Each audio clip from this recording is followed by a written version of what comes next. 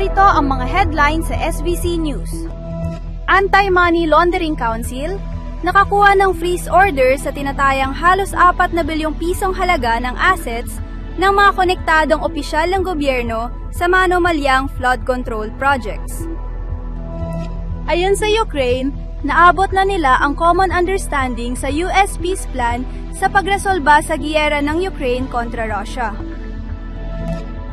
Korte ng Thailand nag-issue ng arrest warrant laban sa dating CEO ng Miss Universe na si Anjak Rajutatip dahil sa fraud.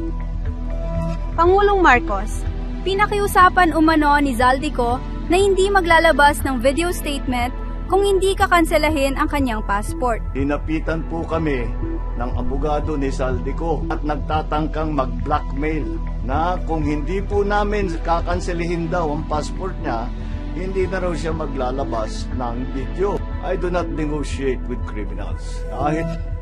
COMELEC, dinismiss ang investigasyon laban kina Senator Escudero at ang contractor na si Lawrence Lubiano sa issue ng 30 milyong pisong donasyon sa kampanya. Bilang na naitalang apektado ng Bagyong Verbena, umabot sa mahigit 270,000, dalawa na iulat na nawawala. At sa showbiz, ilang tulog na lang bago ang Beanified Year-End Party sa Philippine Arena, ating silipin ang mga paghahanda ng Nations Girl Group sa naturang event.